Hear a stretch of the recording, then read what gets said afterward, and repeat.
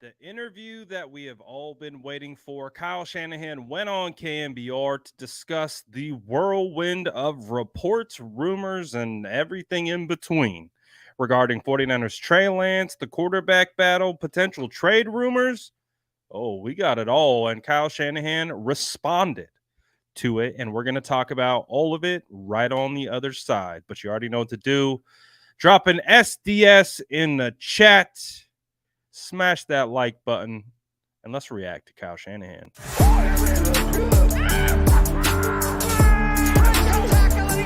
Smash that like button if you haven't already. Love to see it.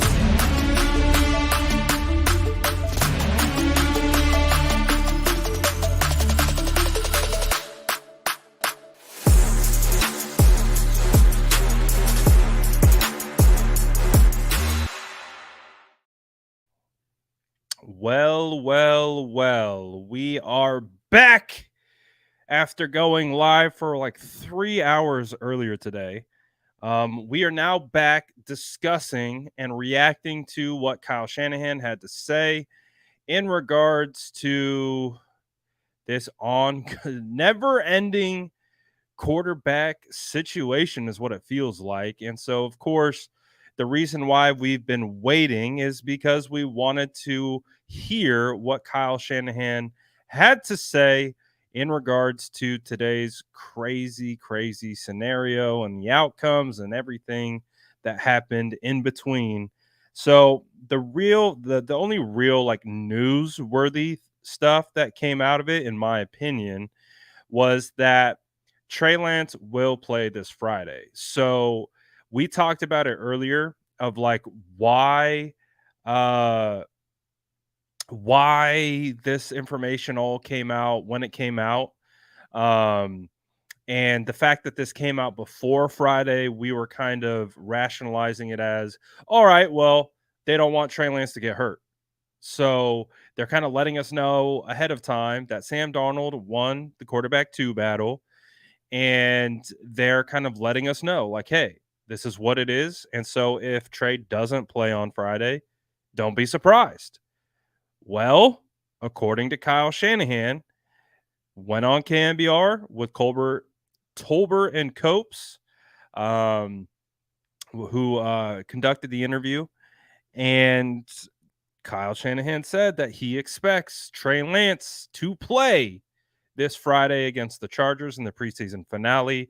And just like last week, so Sam Darnold will get majority of the reps with the first group, and then it will be Trey Lance coming in after. So,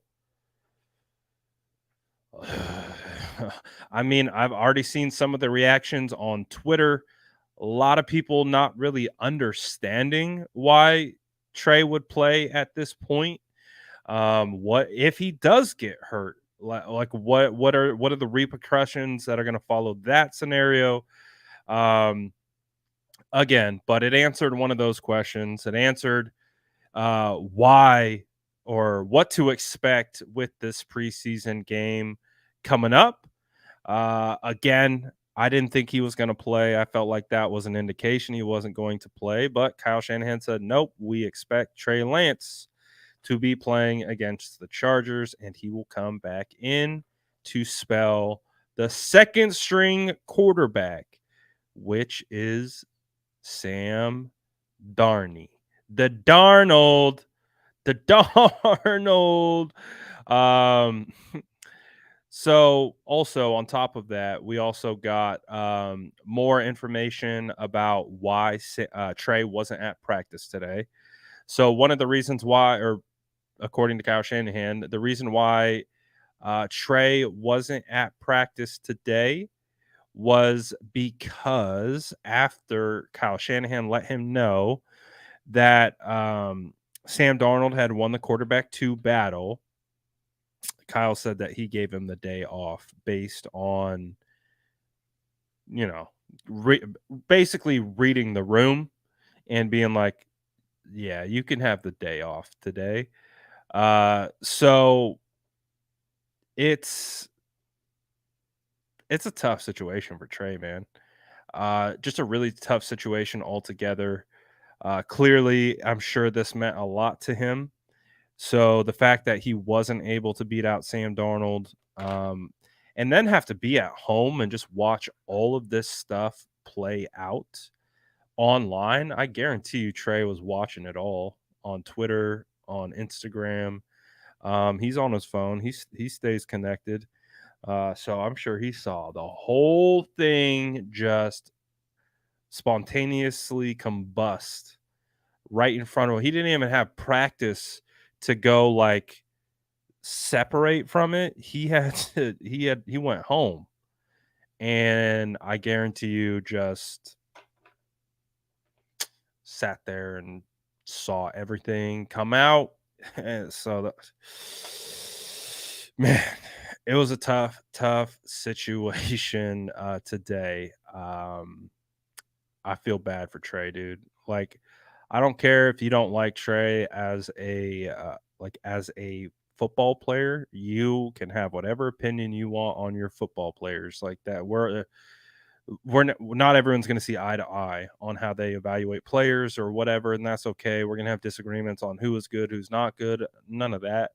This is just more on like the human level, like the human element, man. Like, I feel bad for Trey, dude. Like, I couldn't imagine. One, not even being at practice, to not even like be shielded from it in real time. Like, he was at home and his phone was probably going crazy, and he's watching the Rossini reports, the Rappaport, Tom Palacero. I was like, dang, man. Like, he just had to sit there and watch it all play out. And I couldn't imagine the level of anxiety that I'm sure Trey had today. So listen, man, I can understand the move from a football perspective. I've told you that before. We broke that down in real time. Like, I can understand. I know a lot of people don't understand. I can personally understand it. Not saying that I necessarily fully agree with it, because, it is what it is. I wanted to see Trey Lance like get a shot, but I also understand it. But it's just tough when you look at it from like outside of that, outside of the realm of just football business and things like that. So it's really tough. But um I'll ask you guys in the chat. I do have the full interview up. Do you guys want to kind of listen back through it? I don't know if all of you guys had the opportunity to listen to it, but Kyle Shanahan speaks to it and talks about different things in regards to Trey Lance. We can let it play out. We can kind of react to it, give our takes in real time, and do all that type of stuff. So far I'm seeing yes, play it. All right, so I know some of you have probably heard it already. But we can all kind of give our 2 cents on it and react to it in real time. So let me get this pulled up. We got it up. Let me know if you can hear it when I get it going. Thumbs up in the chat if the volume works. With the head coach of the San Francisco 49ers, Kyle Shanahan. Thanks for joining us, Coach. Always appreciate it. No problem, guys. How you guys doing? Doing good. It is now about the time, guys, maybe even including the coaching staff, is thinking, are we done with camp yet? Definitely. It's you definitely get sick of camp. You're so ready to go for week one. You got to. Not all the decisions are made, but the majority of them are. But there's still a few key spots, those last 5 spots, the practice squad spots, a couple guys competing at certain positions that you got to let it play out. We just had our last practice. They got one more opportunity in the game. But the end of camp is near, and then the real stuff starts. Yeah. So the news today was you had selected Sam Darnold to be the number 2 quarterback over Trey Lance. Tell us what went into that decision. Just really starting back from OTAs all the way to now. I mean, it was a hell of a battle. They were neck and neck for a long time, but just really over these last 10 days and stuff, we felt Sam started to separate himself. We felt he did it in practice consistently, and he's been getting better each day. Trey made it real tight. He made it tough. It was an easy decision for us, but we felt with the work that they both put in this game. Our decision was made before this game, so felt I owed it at least to Trey to tell him first and foremost. So I brought him in this morning and let him know, and now we're here. Obviously, when you drafted him, you move up. So just to kind of react to what Kyle Shanahan just said there, I do agree with how it was throughout training camp. It did feel pretty even. I thought Sam had some days where he looked like the best quarterback out on the field, and Trey had some days where he looked like the best quarterback out on the field. I would say the most consistent quarterback was Brock Purdy, and the best quarterback in team drills and move the ball period was by far Brock Purdy, which are the most important and heavily evaluated parts of practice, which is why I think you have conflicting practice reports from people, is again, it's just how people evaluate through their own lens. And I don't fault anyone for that, but as someone who's been a part of a lot of practices before, I feel like I know how to evaluate practice and evaluate what they're working on and evaluating what they're looking at. And I do agree that they were pretty even throughout training camp, which I thought was a good thing for Trey. Like the fact that Trey wasn't getting blown out by Sam Darnold, who has 54 career starts or 55 career starts. I thought that was a good thing for Trey. But as Kyle Shanahan said, it was kind of, I guess, the last 10 days. So apparently Kyle saw something in joint practices or in the preseason game against the Raiders. That was enough. It is an interesting, I think, situation altogether, because even if you are just evaluating it off practice and you're evaluating it off joint practices and preseason games, I think one of the most interesting things about today is that it sounds like the 49ers have been trying to trade Trey Lance for the entire offseason. So that's my only thing, right? It's like, okay, if we're evaluating in a vacuum and we're just using the play on the field and we're just evaluating through the lens of practice and we're evaluating through those particular lenses, okay, I can understand where they're talking about it. But, I mean, it sounds like from the reports that we've heard, it sounds like the 49ers made up their mind on Trey Lance before they even brought Sam Darnold in. So, because again, like we heard, there was a potential deal in place with Minnesota. Apparently that fell through. There was a bunch of rumors going around at the combine when I was there, like little whispers, that something could be happening or something could be in the works or whatever. And so that's my only thing. It's like it just feels like Trey was bound to lose this quarterback 3 spot, uh, barring him just playing completely out of his mind. I thought he played good, but he definitely did not play good enough to change Kyle's mind. And I think that's part of it. It's like, okay, they might have had some doubts. They might have been ready to turn the page on Trey. But like we talked about all offseason, Trey needed to come into training camp and take this job just by his performance. And I don't think Trey did that. Do I think Trey improved his mechanics? Do I think Trey became more consistent? Do I think Trey got better? Absolutely. All those things are true. But when you're in a competition, it's a different set of circumstances. Your individual development doesn't matter anymore because you're competing for your livelihood. You're competing for your job. So that's the way that I'm looking at it, is that I don't feel like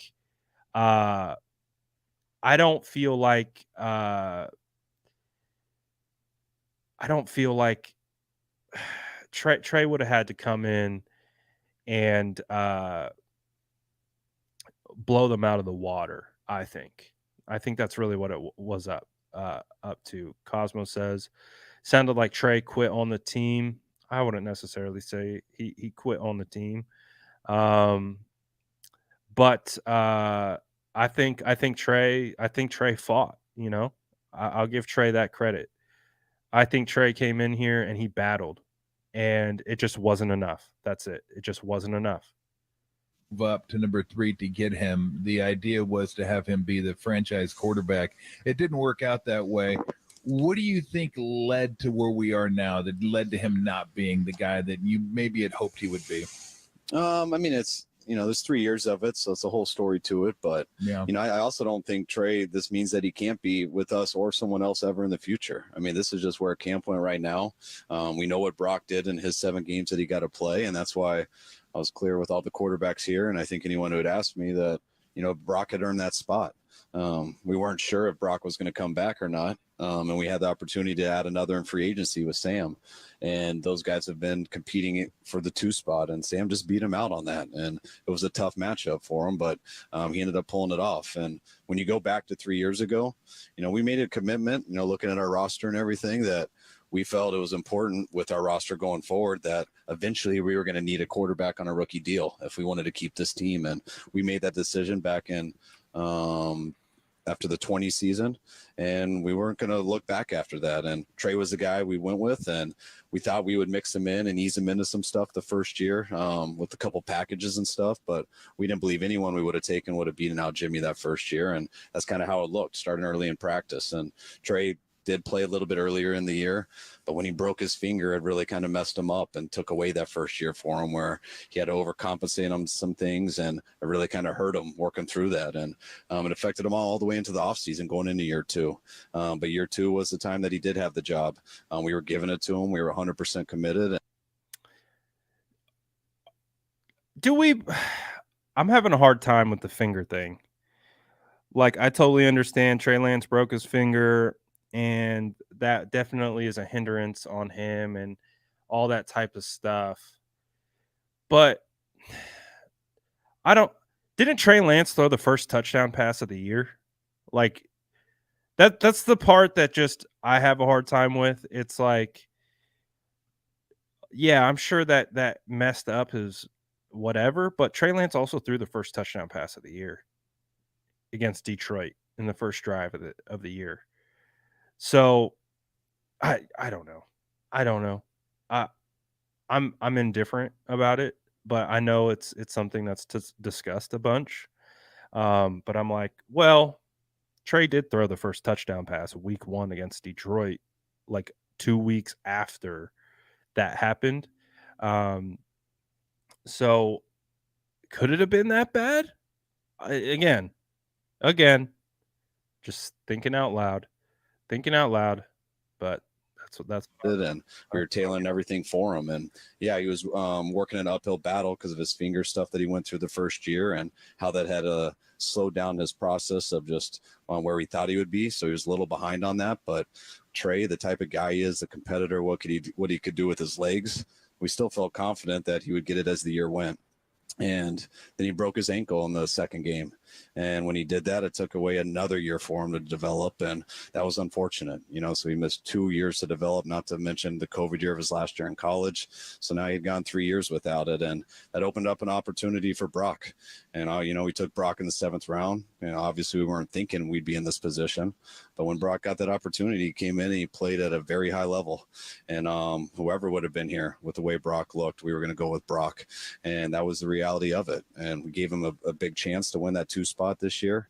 I think we were pretty lucky to get Sam to come here on the contract that he did, just knowing how the rest of the league looks at Sam and things like that. But Sam chose to come here, and it was a very tough fight. But in the long run, Sam ended up winning it. And the more I could do that, once I knew that and I knew it was the case, wanted to make sure I told Trey as fast as I could. Just to put this. All right. Well, I definitely I subscribe to the Brock Purdy stuff. I feel pretty confident in Brock, so that makes sense to me that Brock was going to be the quarterback one throughout. So that makes more sense to me. I know we talked about it, the whole like leader in the clubhouse stuff, and not definitively saying Brock was the guy. Had to do with them just not knowing how Brock was going to bounce back from the injury. So I can understand that as well. But yeah, man, I agree. Like if Brock Purdy doesn't get hurt, it would have been definitive Brock Purdy's a quarterback one. Just the problem was he was hurt and they didn't know how he was going to bounce back. So I completely subscribe to that. I buy into that. Sam, what does Sam say? Sam says, I can imagine what Trey's face looked like when Kyle told him he was quarterback 3. It was the fire in his eyes that got him sent home. You're wild, Sam. You're wild, Sam. Appreciate the super chat, by the way. Put this to no, Trey went home because I bet he was just devastated by it all. Because there seems to be some confusion. If Brock were healthy going into camp this year, he was a starter, correct? Yes. Got it. Okay, just to put that to rest, there seems to be some confusion out there. I don't know why there's confusion. You've said it like 7 times. I know. It actually blows my mind that there's confusion because I feel like we've said that like 100% consistent since day one. But yeah, there is confusion, I guess. So I'll keep saying. We just talked about that. Did Kyle Shanahan? Hey man, we've been following this thing like a hawk. We've listened to everything Kyle Shanahan has ever said. They've always said leader in the clubhouse. I don't remember. I could be wrong. I don't remember them ever saying Brock Purdy was the guy. They alluded to him being the guy, but I think that's where that gray area where I think how fans' brains work. If you don't definitively say something, you leave a crack open for interpretation. And you know fans are going to take that little crack that you leave open and they're going to bust it wide open. I don't think Kyle was I don't think they were definitive with Brock being quarterback 1. I think they were definitive in the language that they used, the sense that Brock is the leader in the clubhouse. They spoke about him as the guy, but they never said he was the guy until they figured out that he was fully healthy, which we talked about in real time. We discussed, we rationalized. I was like, man, I get why they're not saying Brock's the guy, because they just need to make sure that he's healthy. They just need to make sure that he comes back. And then when they do, they'll say he's the guy. And guess what? We just heard like 2-3 weeks ago, or like 2 weeks ago, remember the whole Brock Purdy would have to melt to not be the starter. The reason he's still asking those questions or answering those questions is because I don't think he was definitive. That's my personal take on it. As listening to everything that he said about this quarterback situation, I don't think there was a definitive statement made. And again, fans need definitive statements. If you don't give definitive statements, they will take a hold of that gray area and they will spin it to whatever they feel fits what their belief is. So I think it's funny, but hey, to each their own. Maybe I misinterpreted it. I think it's been out there. It's the NFL. Yeah, that's what happens. Most people should probably know that. And here's one thing I don't know if I've heard you address, but I hear it all the time. Just to hear you say it, people always complain that Trey got hurt because you ran Trey up the middle all the time. And I'm just wondering if you would address that. Yeah, we try to do things for all of our quarterbacks that we feel gives them the best chance to be successful. And that was one of the number one things that Trey did in college, that, made them an undefeated team, made him a national champion, made them extremely hard to beat. That was one of the things we loved the most about him. That's one of the things Trey likes the most about his game. Running up the middle, running to the sideline. I mean, they're all opportunities to get hurt. I know I do hear that, the stuff you just got to deal with, but those are things that gave Trey a very good chance to be successful. And if he does, when he does get in games, those are the things that separate him, and simplify defenses and stuff. And yeah, you got to be careful with it. You can't rely on that too much, but also, people do talk about it when someone gets hurt. I go back to that game and the play that we ran. People don't realize Geno Smith ran it 3 times against our defense on the other side of the ball, but he didn't get hurt on them. So those are part of it. But those are the things that, you can't do that with every quarterback because some don't have that skill set. Trey does, and that's why he was successful in college, and that's why so many people were into him, because they feel he has the skill set to do that and the skill set to do more once he can develop a little bit more in that area. I was just going to say, no one cares about the process. They all care about the result. Yeah. And whatever happens, that tells you whether it's good or bad. That's the furthest thing from the truth. Just real quick, last one. I think that's really important. I think what Tolbert just said is so true. Fans don't care about the process. They care about the results. If you are a coach, if you're a player, if you are actually in that building doing it, you care about the process. Of course, you care about the results, but you also care about the process. You put heavy weight into the process. So I do think that was a strong point by Tolbert there to basically be like, but the truth is, fans don't care about the process. They don't. They care about the results. That's all they care about. I'm a person who enjoys the process, so I care about the process. I talk about the process. We evaluate with the process in mind, but that's not how it always is. That's why you always hear people referencing certain definitive results. Trey played 4 games. Trey had this. Sam Darnold had these many turnovers. Sam Darnold had these, there's a lot of results-based evaluation, but if you're truly evaluating, you gotta take into account the process. So I appreciate that point right there. This one for me on Trey. Do you have any expectations one way or the other whether he'll be here when you guys be a member of the 49ers when you guys play the Steelers? I'm really hoping. Oh, before we get into, is Trey going to be a member of the 49ers? I want to get to the super chat. Jesse says, Trey, go fire your agent. Brad, wifey has asked that you please slap Kyle when the chance comes up. I'm definitely not putting hands on Kyle, but shout out wifey per usual. I'm definitely not slapping no one on the 49ers. You get Trent Williams after me. I don't want that smoke. She is so pissed at Kyle. Mama is furious for Trey. Listen, man, I totally understand. I think a lot of people view Trey as he was our up and coming franchise quarterback. He was our guy that the franchise sold to us as the future of the franchise. And so when you got a guy like that on your roster, you there's an emotional attachment to him. And I think that's what we're seeing, with a lot of fans.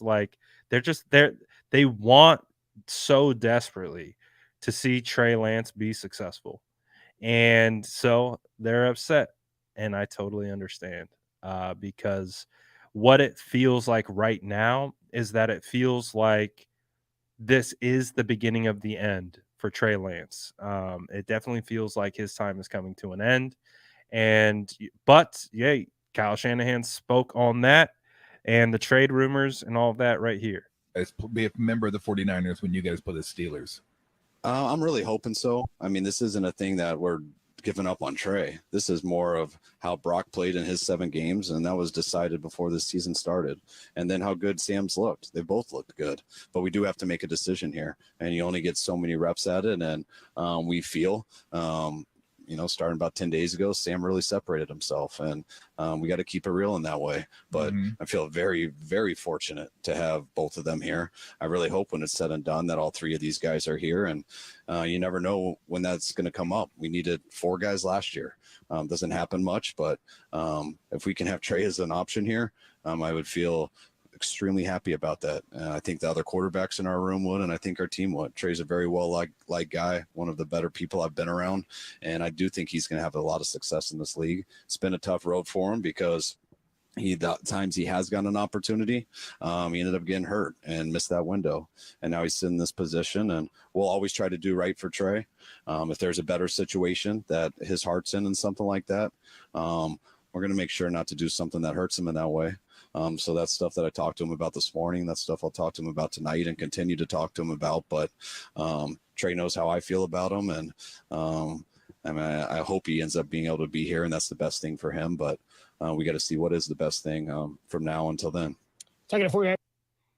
So obviously Kyle Shanahan non-committal on trading Trey Lance. I wouldn't expect him to be, especially if he's trying to trade Trey Lance, because that would have an impact on value, right? If he was like, yeah, we're trying to trade him, meaning they're trying to offload him, and maybe they cut him if they don't. I think that would definitely would have had an impact for sure. If he were to say, yeah, Trey, we're going to try to trade him, facilitate. So I understand why he wouldn't say that. To come out and say that, yeah, we're trying to trade Trey Lance. I mean, clearly the reports clearly indicate that the 49ers have definitely tried to trade Trey Lance. So what's going to stop them now? I don't know. But I do think one thing is important kind of about this Trey Lance situation. I do know a lot of people are upset with Kyle Shanahan right now, and kind of how everything's gone up until this point. So, yeah, I get that. But one of the most unfortunate things about this whole situation, if we're really going to talk about this, is Trey getting hurt 2 specific times. Again, I do think the finger issue might have been a problem, but I think it's not as big of a problem, because if you do remember, Trey also started that game against Arizona. I do think that if Trey wins that game against Arizona and can stay healthy and doesn't have the knee sprain, Trey Lance is the starter as a rookie. I do think that's what happens, because I think that the 49ers come home to that monsoon game against the Colts. I would say Trey starts that game, and then heading into Chicago, you have Trey Lance versus Justin Fields. And that would have been the start of the Trey Lance era. I think I know a lot of people are really upset with Kyle Shanahan right now, but I do think a big part of this is Trey Lance's availability. Because if Trey Lance was available in certain spots, I do think that changes his story. I think that changes his trajectory. It changes everything. Because if we saw Trey Lance, get the slow ramp up, get the start against Arizona, I do think if Kittle plays in that game against Arizona, the 49ers win. That's how bad Ross Dwelly was in that Arizona game. And I would put that loss on Ross Dwelly. I feel confident. I've never seen a tight end impact a game in a negative way by blocking alone, so much so than what I saw from Ross Dwelly that game. If the 49ers win and Trey doesn't get hurt, he's starting against the Colts. I see a world that exists in a rain game and Trey's legs. Trey beats the Colts, and then he's heading into a 2-game win streak to start his career, heading to Chicago against Justin Fields, and has the potential to take down Justin Fields And then all of a sudden, if Trey Lance has 3 wins to start his career, Trey Lance has a different career. Trey Lance's outcome looks completely different. Trey would have played more that rookie year. So, and going into his sophomore year would have been more ready to go than he was. So I think we really got to talk about the injuries. The injuries are a part of his story. As much as, we're playing the blame game right now, you have to take into account how injuries have taken away Trey Lance's opportunities to develop. It is what it is. And then he lost another year with the situation to Seattle. So it's really unfortunate. Like, I think there's issues all around, but and this isn't to pile on the kid or anything at all. It's just a fact of the matter. He wasn't available, and I think that really affected his trajectory as a quarterback with the 49ers. Ruben, appreciate the $2. Thank you, my guy. Shout out to everyone sending. Bro, I'm telling you, I think it's a butterfly effect. I really do.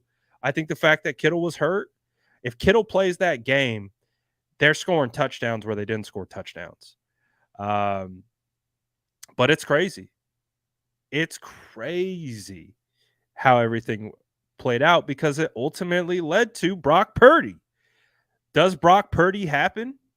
Do they draft Brock Purdy at all? I don't know. It's the what ifs with this team are wild. 49ers head coach Kyle Shanahan joined us courtesy of the UMA guest line. We do it every week throughout the football season. Were those conversations with Trey about the not being the number 2 guy and about what you said about his career going forward, where there could be a good situation, whether it's here or you'll continue to have those talks? Did any of that play into him not being at practice today? Yeah. I mean, it's always, Trey's put his heart and soul into this, like a lot of players, like almost all players do. And these are conversations I have to have with guys a lot, and they're never easy. They're really tough. But it's also always tough when the spotlight's on it, as much as it is with this situation with it being Trey, with our quarterback, his pick in the draft. So I knew that was hard on him. We had such a light practice today, and, watching how Trey was, and when we talked, we just thought it was better. Hey, take the day off, get away a little bit, clear your head some, and we'll talk later in the afternoon, and we'll get you back in here tomorrow. And especially the practice we had today was our shortest one of the year. First time we didn't do pads. Just felt it was the best thing for him. So you said you envisioned the Nick Bosa thing working out kind of the way it's worked out. So how do you feel about that comment? About Kyle basically saying, like, they asked why Trey didn't play today, and because he didn't play, or because of the news giving him the day off. We'll see. What was he about to say about Bosa? All right, we'll play the Bosa clip. When you envisioned it, did you envision at what point is he going to sign, or did your vision take you down that road? Vision quest, we're going, with Bosa. No, I just know usually with D linemen, looking at how these have gone in the past, thinking about it over the summer and stuff. I didn't come in thinking, hey, there's a chance we're going to get this done by day one. He's not going to miss a practice. I came in with the understanding that it'll be a process, and it'll probably take most of camp. And when you do that, you don't. That's how I came into it. So I haven't sat here thinking about it every day. Obviously, love Nick and want him here as soon as possible. But I knew it would take some time, and it has gone that way. And hopefully, it won't go much longer. Do you still have plans to play Trey on Friday against the Chargers? Yes, I do. Yeah, as he comes back here and we get all this situated, but I plan on Trey going in right after Sam. Kyle Shanahan. Oh, look, double Brad. So I'm glad we played that last part, because that's where he gave the part about Trey playing against the Chargers, and basically talking about why Trey didn't practice today. It's just such a tough situation, man. It's a tough situation all the way throughout. I just think for the organization, from an organizational standpoint, it's tough from an interpersonal standpoint, like a just from like Trey's standpoint, it's tough for Kyle and John to kind of have this cloud hanging over their head. It's tough for the locker room. I mean, you talk about distraction. This has been one of the biggest distractions I think I've ever seen. Um, one of the things, like one of the things with football players is they really like to just play football, or they like to just talk about football. They don't like to talk about quarterback controversies. They don't like to talk about backup quarterbacks. They don't that's not why they're playing the game. So, these guys don't like these kinds of distractions. You call it what it is. I've been low key, like I haven't brought a big stink about it, but I asked Aponte last week. I said, at what point does Trey Lance become a distraction? Not at not at Trey Lance's, not because of Trey Lance, but just because of what the situation is. Like of Trey battling for quarterback two, and everyone piling on about quarterback two, and the national media talking about quarterback two, and players having to come out and defend quarterback two, find out he's quarterback three. And now it's like, oh, like, I, I, at, sometimes at a certain point, the bad outweighs the good. And I think we're at a critical point, especially now after today, where this has become a huge distraction. Just this team is gearing up, ready to win a Super Bowl, and we are having we're gonna talk about it as it's been reported today. We're gonna talk about it as it's been reported today. There's no disrespect meant by this. We had the entire football media world, everyone talking about our quarterback three today. Everyone talking about our quarterback three. The 49ers quarterback three was the leading story today. At what point do they try to end this distraction? At what point do they try to, I don't know. You know what I mean? Like Hendrick says, bro, it's been a distraction for 3 years, nothing new. You're right, it hasn't been. This isn't anything new, and that's the point. We have quarterback fatigue as a fan base. Can you imagine being a player being forced to ask these questions all the time? Having to like defend your guy. If you don't defend him, you don't like him. If you like this post, you're not a Trey guy, you're against Trey.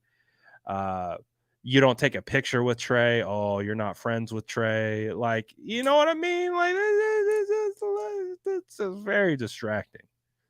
This is very distracting for a team that wants to win a Super Bowl. That's the goal. The goal is to win a Super Bowl ultimately. And that's what it's about. That's what it's about. Not everyone's focused on a singular person's development. The NFL is a hard league for that. And listen, I've had multiple players on. You guys know I interview players. I've talked to them about how the San Francisco 49ers, I've talked to guys who've been on multiple teams throughout the league, and I asked them directly about how the 49ers develop like their players. And they said there's no one that even compares to the 49ers in regards to how they develop guys, whether the 90th man on the roster or one of their starters. They've all said that anywhere they've been, they have not experienced a level of development or the focus and importance that the 49ers place on development. Um, you know, I remember talking to River Craycraft, Dolphins wide receiver now. He was like, he came here from the Broncos. He was like, man, if you weren't a main guy, they did not care about you. He was like, if you weren't one of the made men in that locker room, they did not care. If you sank or swam, they did not care. He said with the 49ers, they genuinely care about their guys. They genuinely care about all of their guys getting better and improving. So that's the hard part, is that with the situation with Trey Lance, they are going to, the opposite's going to be said, right? Oh, they don't know how to develop, they don't know how to do this, they don't know how to do that. But to be honest, man, like, I think there's been some questions about Trey from the jump, from inside that building. Um, I just think there has been, and they've been trying to figure it out. They've been trying to figure it out of what he's capable of, what he is, who he is, and the, the young man, 22, 23 years old, trying to figure it all out, thrust into a really difficult situation regarding Jimmy Garoppolo, his locker room, that situation. Uh, it's interesting. Brad says, then why did they draft him? That's a great question. That's a great question. I really do think they moved up for Mac Jones. I hate saying that out loud because I was a big anyone but Mac Jones guy. I did not want Mac Jones. I felt like Mac Jones at 3 would have been an absolute reach, because he was a good quarterback at the time, but he was extremely limited quarterback, and you don't spend that kind of capital, and you don't take a quarterback that's extremely limited physically, number 3 overall. It's just not today's NFL. And the perfect example of proving my point is Brock Purdy. Brock Purdy is the perfect example of why you don't take limited quarterbacks from a physical standpoint high. You have to spend high draft capital on the freaky blue chip athletes that have rare traits that you cannot find in Mr. Irrelevant type quarterbacks. I mean, look at Aiden O'Connell. What was he? 4th round pick, 5th round pick. Dude looks phenomenal. He looks fantastic. But he doesn't do anything special. He's just a good quarterback. He plays from the pocket. He operates a scheme. He throws accurately. He throws, you know what I mean? Like, all these quarterbacks are perfect examples of why you don't leverage the future of your franchise to go and trade up and draft a Mac Jones. I still believe that. Mac Jones at 12, I was fine with that. I said it multiple times. I said, if the 49ers draft Mac Jones at 12, which I thought they were going to do, I was like, I'm fine. I can live with that. I can live with Mac at 12 because based on the value, I'm a big draft guy. So I put big importance into value in the draft, right? Like, that's why we had the big issue with Moody, being a 3rd round pick. That's why we kind of had an issue with Latu. Latu felt like a 5th or 6th round pick. So you start talking about like value, right? Where's the value at? I didn't see the value in Mac Jones at 3. Again, listen, that was my first time covering the Senior Bowl. I got to watch Mac Jones for an entire week of practice.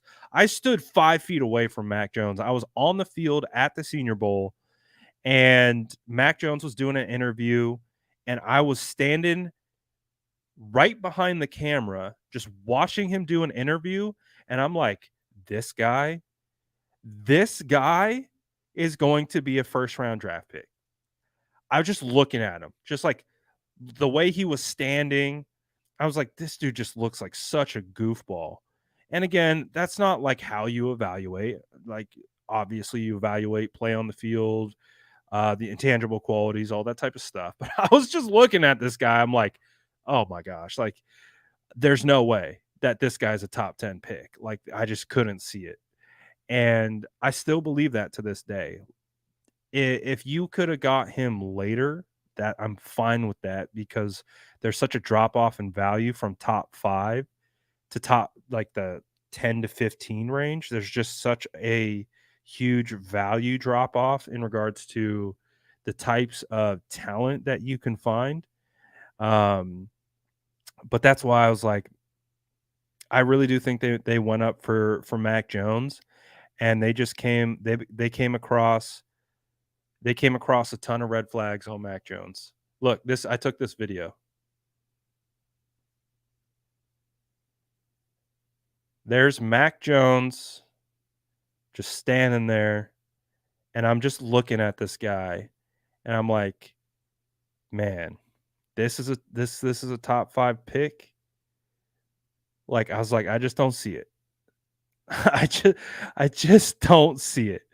I was standing right there in front of him. I watched him all week in practice. And Mac isn't a bad quarterback. You know what I mean? Like, I don't think he's a bad quarterback. I think he's elite. I think he's really good processor. I think he moves well in the pocket. He's a Brock Purdy type. He's a Brock Purdy type. But I'm like, I just don't see it. I didn't see it. So because I was at the Senior Bowl and I watched all the practices, I was like, when they said Mac Jones at 3, I threw a fit.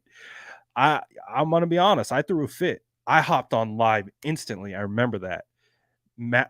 Adam Schefter put out that report, 49ers moving up to 3 to go get Mac Jones. I went on live instantly and I said, the 49ers are not drafting Mac Jones. I said, there's no way. There's no way. I just watched this dude for 4 days in Mobile, Alabama. I stood 5 feet from him. I'm like, there's no way they went up to 3 to take Mac, took Mayo Mac at 3. I was like, there's no way. I think they did, though. I think they really did move up to 3 to take Mac Jones. And I understand why. He probably would have fit Kyle Shanahan's scheme perfectly. He would have been able to process. He's a good processor, pre-post snap processor. He moves pretty well with inside the pocket. But I'm going to go ahead and say that Brock Purdy's a better quarterback. I really do think Brock Purdy's going to be a better quarterback than Mac Jones. But that proves the point to me, in my opinion, of why you don't go up 2-3 and take a quarterback who has the same traits as Mac Jones, Brock Purdy, that high. It's just, I even saw a redraft. I think it was ESPN did a redraft and they took Brock Purdy, I think, at like 6 or 4 or something like that. He was in the top 10. I pushed back on it. I love Brock Purdy. I think Brock Purdy has elite intangibles. I think Brock Purdy can really do some damage with the San Francisco 49ers. I really do believe in Brock Purdy, but they said he would be a top 10 quarterback. And the same reason I pushed back on Mac Jones being a top 10 quarterback, I pushed back on Brock Purdy being a top 10 quarterback. I'm just like, I don't see how you can draft someone who has limited physical traits in the top 10. Now, if you want to convince me you would have taken, knowing what we know now, you take Brock Purdy bottom half of the first, I'm fine with that.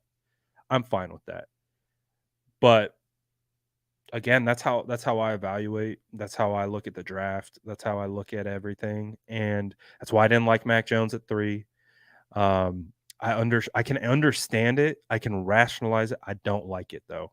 I didn't like it, and I do think they found a lot of red flags on him throughout the process, and I think those red flags scared the hell out of them. I think that's what it was. I think they believed in Mac Jones, the football player. I think it was the stuff off the field that scared the crap out of them. I think it was um I think it was that video that came out right before the draft of him in the club. Like, I forget what he was saying. He was like 100 milli, 100. I don't know. He was wasted and like took this video and that went viral. And then a picture of him wearing a Barack Obama mask with dreadlocks underneath it went viral. Like, I think the red flags really scared them away from Mac Jones, and I do think that the epilepsy scared them away from Justin Fields. I think that that epilepsy stuff, I think that that definitely could have scared them too. So what did that mean? Who's available, right? If they have a ton of red flags on Mac Jones, and then you look at Justin Fields and might have been limited as a processor. I think that's one of the things that I've learned about Justin is that I don't think Justin, I think Justin from a physical standpoint, arm and ability, all of that, top notch. I think it was the processing ability that Kyle maybe didn't like, and then on top of that, the epilepsy stuff that came out, and I think he was like, oh. So it kind of like weeded itself out for Trey to be the guy. So I really just think like, and I've said this before, I don't think the issue is them taking Trey. I think the issue is them trading up to begin with. Like, that to me feels like the biggest issue of them just trading up way early. You know what I mean? Like, it was the day it was Zach Wilson's pro day.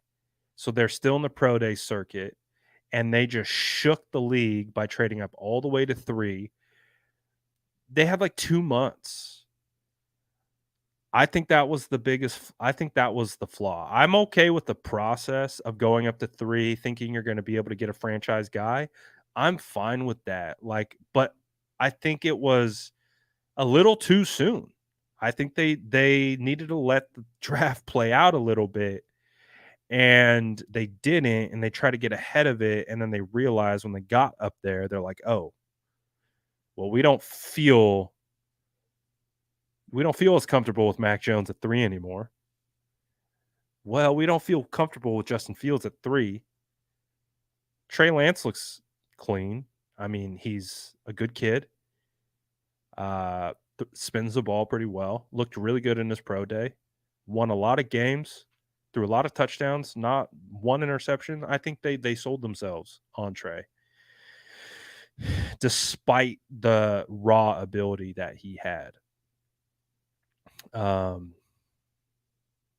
I don't know, again, a lot of this is just me going back and doing some revisionist history because that was such a big moment for all of us. We were talking about the draft every single day. We were on live.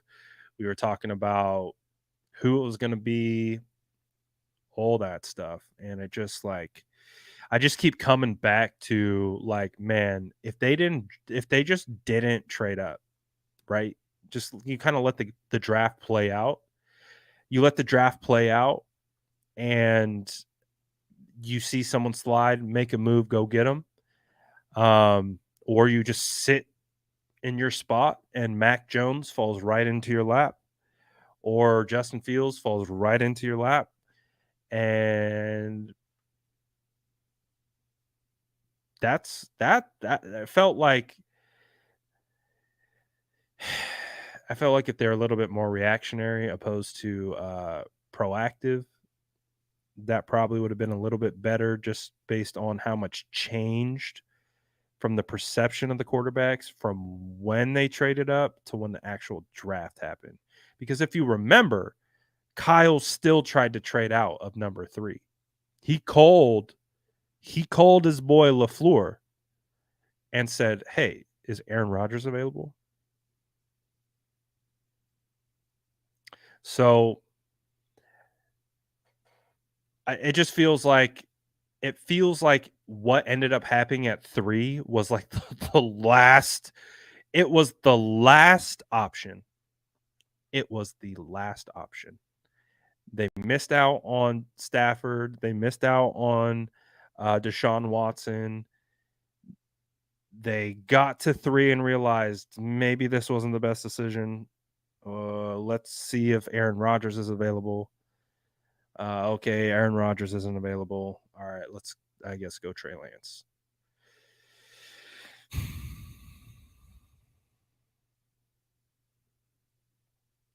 I don't think it's either or. I don't think it's Kyle wanted Mac, John wanted Mac. I think they all wanted Mac, and then I think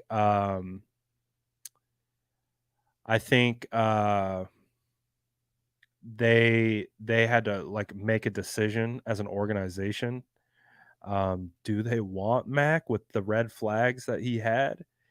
And I think they all came to a decision like it's a little risky. It's a little risky. So I think they really did go up to get Mac, but I do think that once they got there and they started doing more homework, they realized like, ugh, this is probably not the best idea.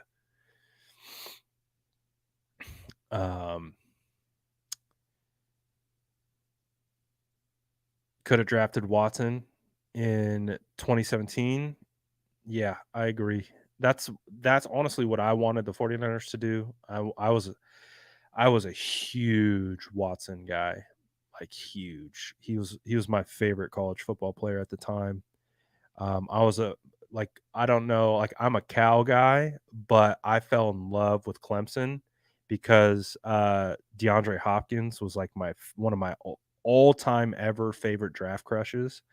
So I became a big DeAndre Hopkins guy. You guys remember Martavis Bryant? I was a big Martavis Bryant guy. They had Taj Boyd at quarterback. I was all in on those Clemson teams. So that when Deshaun took over for Taj Boyd, I was like all in on Deshaun because I could see it right away how good Deshaun was. And that was my guy. I called Deshaun Watson. I've got a tag specifically for guys like that. I call them demigods. Like when they're above blue chip, they're a demigod. I called Deshaun Watson a demigod. And that's who I wanted them to take. But I knew they weren't going to take him. I knew that wasn't going to happen. I knew they weren't going. I just knew it. I just knew it after the Shanahan situation in Washington. I just knew. I knew it wasn't for them. I knew they weren't going to take Deshaun. So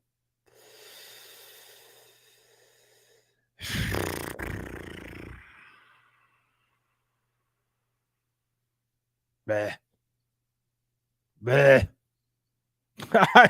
I hate going back to those early drafts. I'm not gonna lie.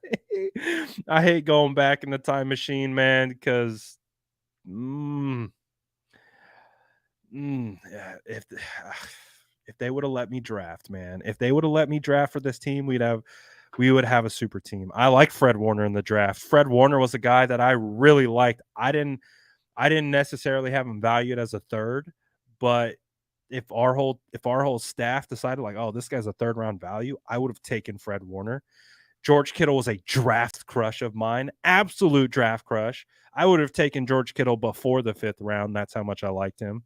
I wouldn't have ever taken CJ Beathard. I would have never taken Joe Williams. I would have never taken Dante Pettis. I would have never. Reuben Foster, I like that pick. I like the Reuben Foster pick. Just didn't work out.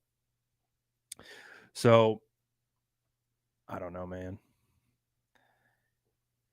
It's hard to go back in the draft time machine because I'm so into the draft, and I am critical of the draft, and I do feel like I know how to scout for the access that I have. Watching guys on all 22 and that kind of crap. But there's a lot of what ifs. There's a lot of what ifs. But again, they've hit on a lot of guys. They hit on Talanoa. They hit on Dre. They hit on so many guys. They've done a really good job. So that's why it's like we can't crucify them because they've done a really good job. They've done a good job. They've hit on guys. It's just right now the biggest thing is just solidifying the quarterback spot. Well, where's our right guard? Well, I talked about it. I think a day or two ago. Quinn Miners would be my right guard right now, or left guard, whichever one. Big Quinn. We got to watch him on Denver, and the almighty Quinn. Again, he was the first. He was the first athlete, or he's the first football player that I had on my channel, and I think he won in the third or fourth round. He's been one of the better guards in the NFL up until this point. Perfect example of like things that I would have done differently. Like it's okay now, but in the time I was dead set on drafting CeeDee Lamb at 13 and then trading up to draft Jeffrey Simmons. So I had a similar thought process to the 49ers. They had it flipped. They went Kinlaw and then traded up for Ayuk. Now, listen, Ayuk, one of my favorite draft picks. For a pick, and I admitted it in real time. There were so many wide receivers coming out, and I was so dug in to guys like CeeDee Lamb and Justin Jefferson that I didn't even watch Brandon Ayuk. I watched everyone else. I watched Jalen Reagor. I watched Denzel Mims. I watched Chase Claypool. I watched all those wide receivers. I had seen so many good wide receivers up until that point that I didn't even watch Ayuk. So when we drafted Ayuk, I had to go figure out who Ayuk was. So because I was locked in. I was like CeeDee Lamb at 13, and then not Justin Jefferson, the defensive tackle for the Titans. I just said his name, but I'm blanking on it. That was my philosophy. I would have went CeeDee Lamb at 13, and I would have traded up either into the early second or the very back end of the first to get Jeffrey Simmons, who is a phenomenal, one of the league's best defensive tackles. So that was my philosophy, but they flipped it on me. They went D tackle first, then wide receiver. We hit on the wide receiver. Javon Kinlaw hasn't been able to stay healthy. But again, if we had CeeDee Lamb and Jeffrey Simmons, I don't think anyone would be complaining either. So I get it. Like, it's really easy to go back and nitpick. I've missed on guys. I'm not going to sit here and say I bat 1,000. I've missed on guys. I've been like, oh, this is a guy that I really like, and he never even sees the field. So not here being overcritical, because the draft is a crapshoot. It is imperfect, and you hit and you miss. It's just how it goes. But I like my process. I do. I really like my process. I feel like if a team let me draft for them, we would hit. I feel like if I went through and I like somehow charted all my guys, like we would come out in the green way more than we would come out in the negative on misses. So I trust my draft evaluation. Like that's why, like, that's like what we do here. Like, when we go to practice and we're scouting practice and we're evaluating practice, this has nothing to do with anyone else. But with me, I believe in my ability to evaluate football. Like, it's not even a question that I have. I believe to my fullest extent that I can evaluate football talent at the highest level. I'm not a scout. I'm not in the front office. I don't do none of that. I do it all on my own from the comfort of my couch. Well, I've been to the combine twice. I've been to the Senior Bowl. So I've been able to be up close and see these prospects and evaluate them. But I'm good at what I do. I don't even have to sugarcoat it. This isn't even being cocky. This is just I'm confident. I know how to evaluate football. Even going to practice, all this whole training camp situation, all these conflicting reports, all that did for me is continue to confirm I know how to evaluate football because I saw practice exactly how it was supposed to be evaluated. I know how to evaluate football. It's just it is what it is. I'm not perfect at it. I'm not the best at it, but I know how to do it, and I feel very confident in it. And I will put up my ability to evaluate football with literally anyone. Like, I would challenge pro scouts. I would challenge evaluators that actually do this for a living. I would challenge them because I feel that confident. And that's not being cocky. I'm not a cocky person. I'm not at all a beat my chest kind of person. That's just not who I am. But when it comes to football evaluation, that's something I'll beat my chest. I'm confident that I know how to scout, evaluate, assess all of it. All of it. I know what I'm doing. Give me an entire staff of scouts and give me all the info and give me all the access, give me interviews, bro, we're going to the championship every single year. We're drafting super teams every year. It's going to happen. It's going to happen. I would have done everything in my absolute power to where is it? Where'd the comment go? I would have done everything in my power that particular draft to draft Nick Bosa at 2.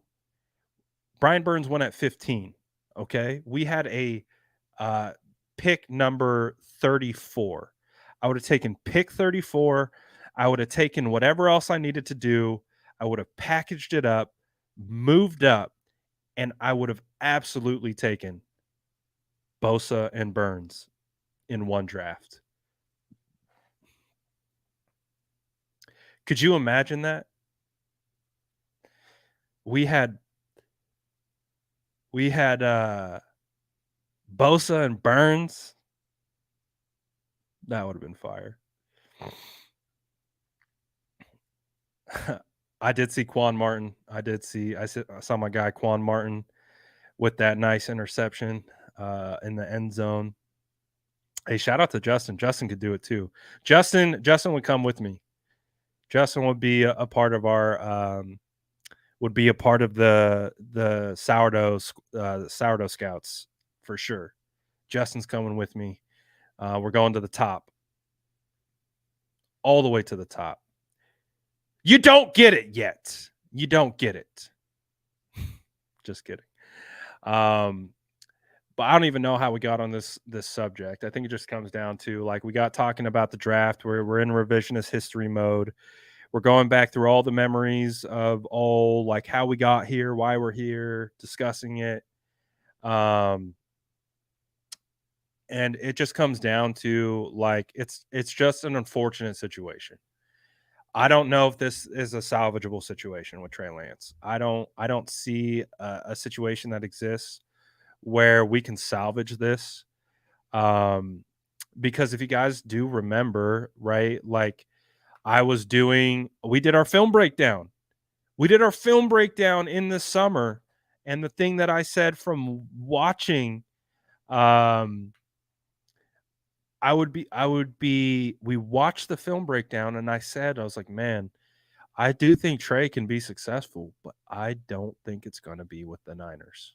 I said that this summer before training camp because I saw how much further behind he was in his developmental process opposed to Brock and Sam. I know people don't like Sam. Sam throws a ton of turnovers, and I get it. But evaluating quarterbacks is much different than other positions because you have to be able to evaluate the process. The process is huge. And just like Tolbert said, fans don't care about the process. Fans care about the results. So if you're only scouting off results, you're not seeing the entire picture. You have to evaluate quarterbacks with the process and the results because sometimes the process is good, but the results are bad. And sometimes it's vice versa. Sometimes the process is bad, but the results are good. And you have to be able to understand and differentiate the two. And it's just the reality of the situation right now. It's just the reality of the situation. Can we just hit the reset button? I wish we could. Where in draft back in the day did you see Sam Darnold going? So back in the draft when Sam Darnold was coming out, he was being talked about all the way up till the draft that he was going to be the number one pick. I was adamantly against Sam Darnold being the number one pick. I actually got to see Sam Darnold at Cal. He threw 3 interceptions against Cal, and they were the most boneheaded interceptions I think I had ever seen. And right then and there, I was like, this guy's trash. Because again, the process was terrible. He would have, I remember it like it was yesterday. I can literally go back into my brain and watch him. I had the perfect angle of him making this beautiful throw and threading it in between linebackers and throwing with anticipation. I said, wow, that is a really good throw. I understand why everyone talks about him like that.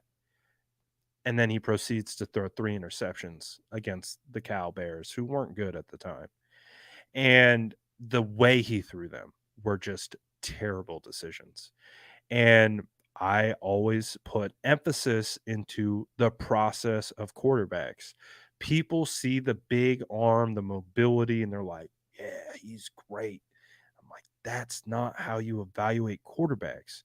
You got to evaluate quarterbacks through the process, through to the results. You can't just cherry pick results. And that's what this entire training camp was. This entire training camp was a social experiment in how people cherry picked training camp stats. It was the wildest thing ever. But again, that's why I always tell you I don't care about training camp stats. It's the last thing that I pay attention to, and it doesn't change anything. It doesn't provide any value because these aren't games and they aren't treating it like games. So the stats literally are meaningless unless you just are trying to obtain a quick snapshot of what's happening. There's no way you can evaluate anything off of training camp stats. So with Darnold, I was out on Darnold. I called Darnold a bust. I said this guy's not it. He's not good. And I was right. He was a bust. He did bust. And I don't think it's all his fault, but I was right. I was right with my assessment of him. I was right that he is a not good processor and he's not a good decision maker. And that translates into confidence issues, which translates into more turnovers, which translates into more confidence issues, which translates into more turnovers. He's a supremely talented quarterback. He's one of the most talented quarterbacks in our league right now. But he didn't have the process and he didn't have the confidence. And I think you can see similar things with Trey. Trey doesn't have the confidence right now. Trey doesn't have the process right now. And because of that, he's not playing well. That's just how it is. I didn't like Sam. I didn't like Sam at all. The only reason why the only reason why I was okay with Sam coming around was because he was going to be a quarterback 3 and he was going to be cheap. And I wanted to see, okay, what can you do, Kyle? Like you guys remember, I identified Sam Darnold as the guy that I wanted the 49ers to sign. And as quarterback 3, because I knew how talented he was and I knew where his mistakes lied. And I felt like that would actually be a good pairing with Kyle, because Kyle takes the decision making out of the quarterback's hands because he schemes it open. So if you're playing within structure and you're playing within scheme, Sam has all the physical tools. So if Kyle takes the decision making out of it and you just do what he says, there is a world where Sam can find success in this offense. But I did not love Sam at all. I called him a bust. I called Sam a bust. I was really bullish on Sam not being a good quarterback when he was coming out, and everyone was calling him number 1 pick. I said, no, nope, nope, don't do it.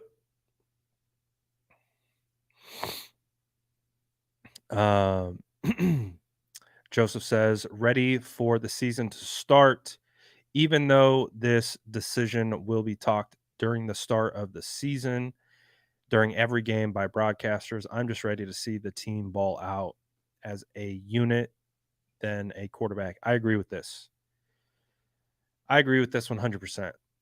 I think like we had a lot of back and forth, right?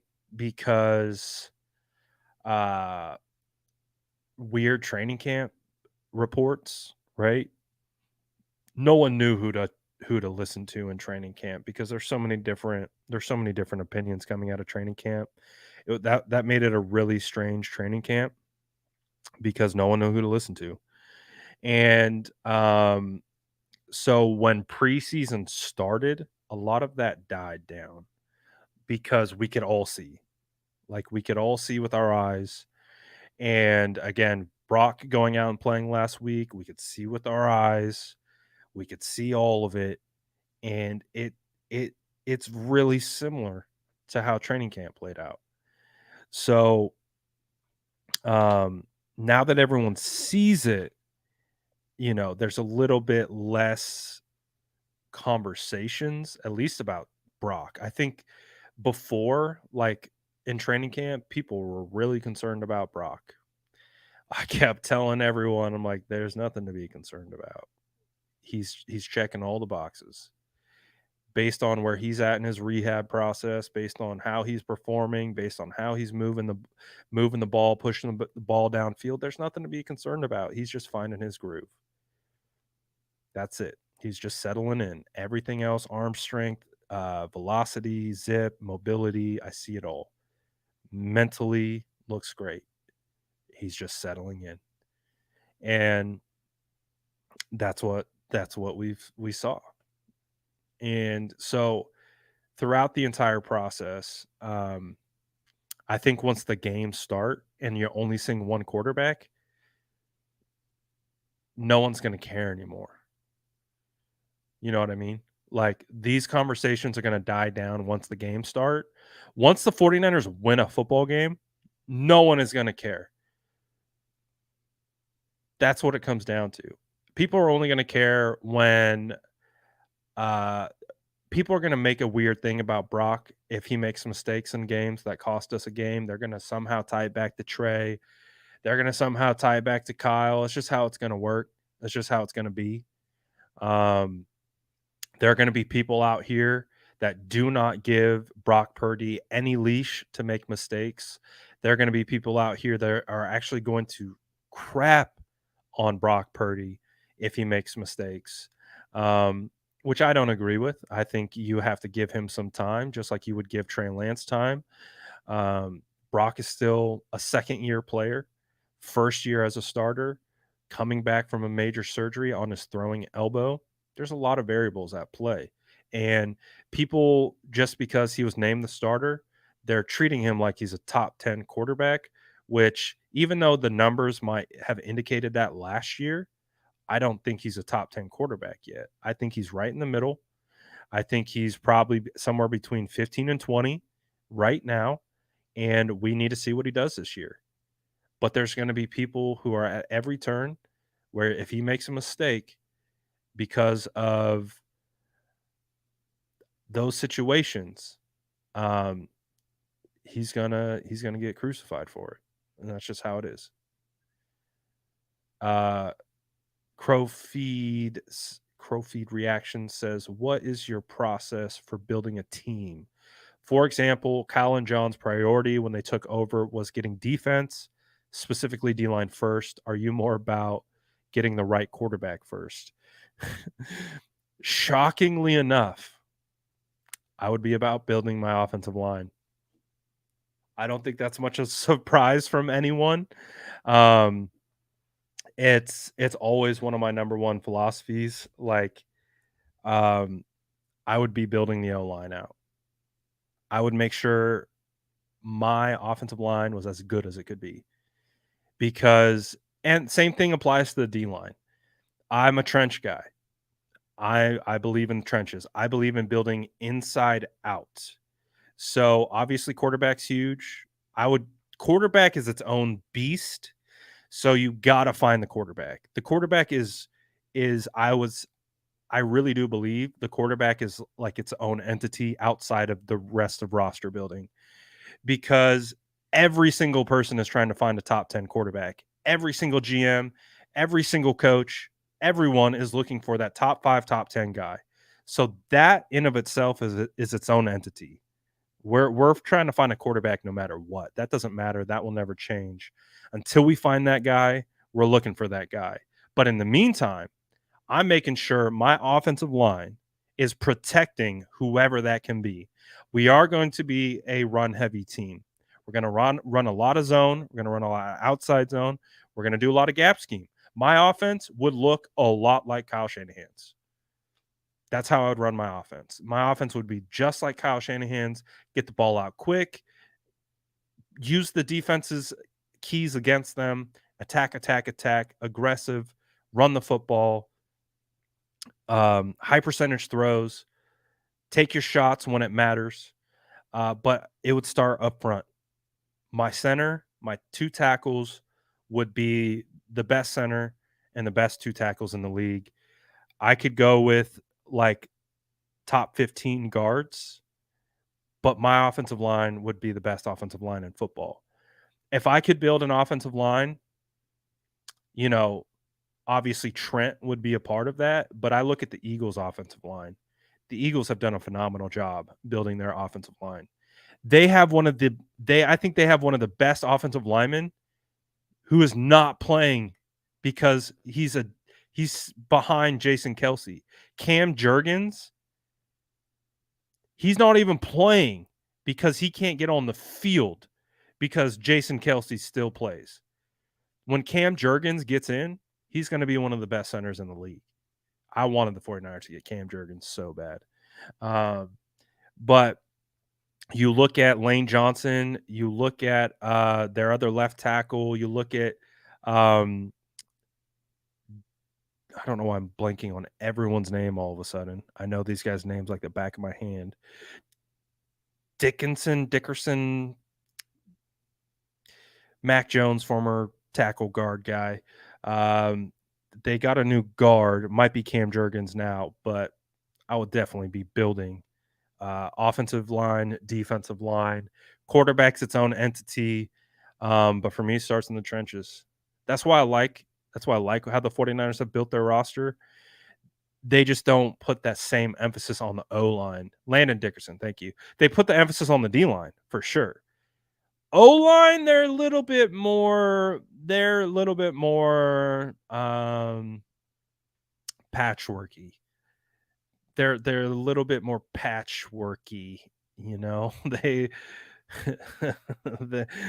yeah.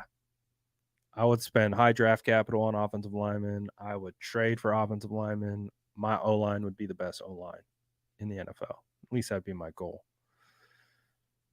That would be my goal. Brad, here's the $1 million question. You're the GM. Do you hire Kyle as head coach for your team today? Absolutely. 100%. 100%. I'd hire Kyle Shanahan to be my coach. The results that he's gotten, the locker room culture that he's built, the staffs that he's built, I'm 150% taking Kyle Shanahan. There might be one or two other coaches I would take over Kyle Shanahan. But considering his age, considering where he's at in his career, I'm definitely taking Kyle Shanahan extremely high. He would be a top candidate, for sure. So, again, like I think a lot of people have to understand too. Like I do think Trey Lance at 3 was an organizational call. I do think Kyle Shanahan has the ultimate say, but I do think when you trade up that much draft capital and you move up to 3, you're getting everyone's input. You're getting the owner's input. You're getting everyone's input is going into that pick at 3. I think that's part of the problem is that it becomes an organizational choice. It's not just Kyle's choice. And I kind of feel like that's why they didn't take Mac Jones, because the organization was like, we don't know if we like this Mac Jones guy. There's some red flags here. He's not exciting. The fan base doesn't like him. And we got questions about what he is off the field. So that's why I'm okay with Kyle. A lot of people want to fire Kyle today. I'm not one of them. I'm really not. I'm not even close to being there. And if you guys know anything about me and my coverage, I've been very critical of Kyle from a kind of emotional intelligence standpoint. And it's something that I noticed with him right away. I think what he does really good is he brings in guys who are emotionally intelligent. All his defensive coordinators are high level, emotionally intelligent guys that believe in motivation, that believe in, putting your arm around guys. I think Kyle can self-scout, and I think that's why he always has balanced teams, is because he's kind of the hard ass. But I also believe he does a really good job of building out his scouts or building out his roster to help pick up some of those deficiencies. I don't think Kyle's the perfect coach. I do think he is limited in some areas. I would say player development is one of the areas that I've always questioned Kyle on. This goes back before they drafted Trey. I don't think he's patient. I don't think he has that nurturing side to him. I think he's he's process results. He's very analytical, kind of logical, get it done kind of a guy. I don't necessarily see Kyle as that guy who's going to be able to all right, you fell here, let me come help pick you up. He's kind of like, I'm gonna throw on another layer. he's gonna be a guy like, oh, you're struggling. Oh yeah, we'll struggle on this. I just think that's how Kyle is. I just think he's but I think it separates how some guys either thrive with him or some guys fall out with him. So you know what I mean? I just think and that's why I think John Lynch is like the yin to Kyle's yang. They fit each other really well. They're both really good at what they do, but they have different approaches, and the approaches kind of work together. Kyle's really strict and, come on, why aren't you getting it? Why aren't you getting this? Come on. You kind of shake them, come on, why aren't you figuring this out? John Lynch is going to be like, hey, it's okay. It takes some time to be patient. You know what I mean? Like, that's why I feel like they're a great pairing. I feel like they're really good together because they fit each other really well. They just balance each other out. So that's kind of how I view it. I still love Kyle though. Kyle's still my guy. I don't care. Like I can be critical of Kyle while still loving Kyle at the same time. I still love Kyle. Kyle's my guy. I would do anything to sit in a room with him while he breaks down film and just listen to him break down film, and just kind of get a piece of his mind and just see what he has to say and all that type of stuff. But yeah, I don't think he's perfect. I don't think anyone's perfect. So I don't. I'm not a part of the fire Kyle Shanahan gang. That's for sure. I think we're in a great spot with Kyle. It didn't work out with Trey, and we got to figure out where we go from there. That's really what it comes down to. So we'll see. We'll see what happens. But again, we today was a busy day. Today was a very busy day. One of the craziest days that I can remember, covering this team, doing what I do. This is just a wild day.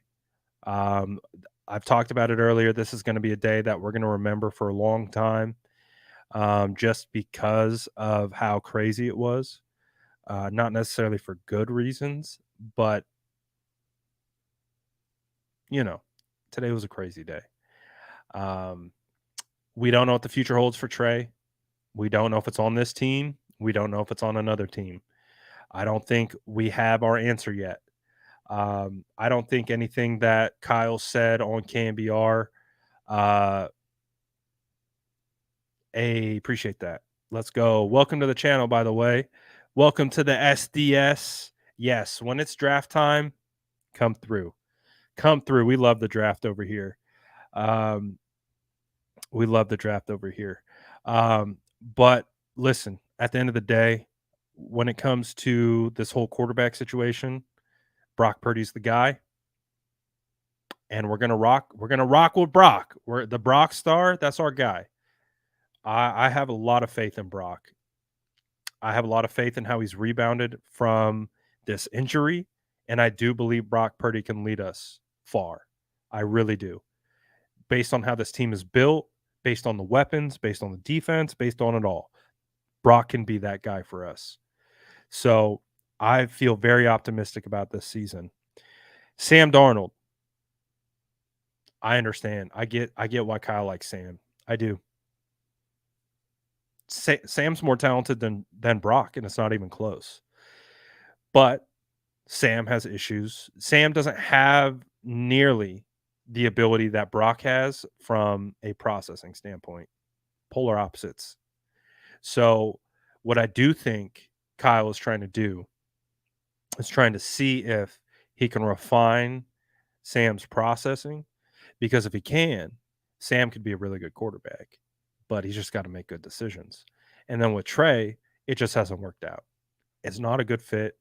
I don't know what the future holds. I still think Trey has a lot of good football in front of him.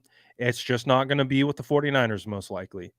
So whatever happens at this point, but the 49ers are still in a good spot. I can understand if you're upset because you like Trey. I get it. Trust me. It's not an ideal situation to burn those picks and then burn that situation, with Trey. But it is what it is at a certain point. And the 49ers got to do what they got to do, and they're focused on winning a Super Bowl. And that's the goal. And I think they have a team right now that can do that. So we'll see. We'll see what ultimately happens, at the end of the day. But again, weird day. Just a weird day. Unprecedented. I don't think we've ever experienced really much of anything like this. So it's been an odd day for sure. But you know, it is what it is. Shout out to all you guys who rock with me today. Shout out to everyone who sent me super chats today. This might have been the most super chats we've gotten in one day, which I am, of course, insanely appreciative of, because as you guys know, it helps me, helps the channel, helps everything that we're doing over here. So, you know, shout out to everyone who sent a super chat today. Shout out to everyone who commented on a video.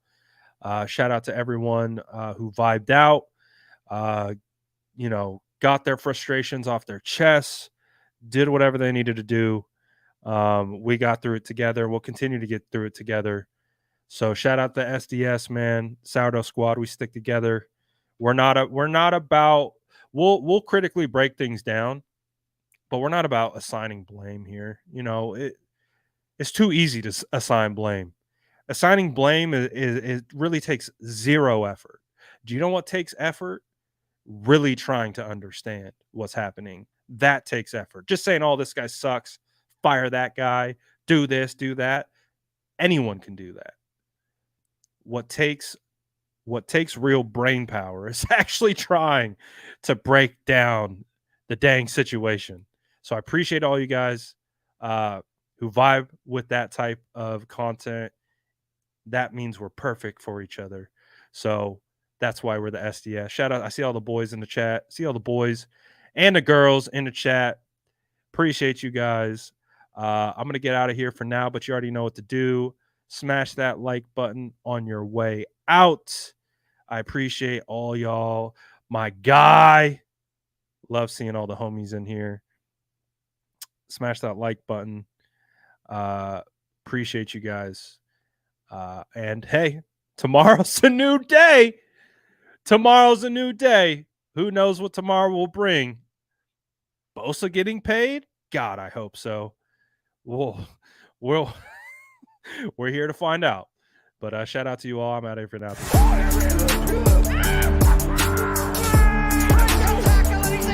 Smash that like button if you haven't already. Love to see it.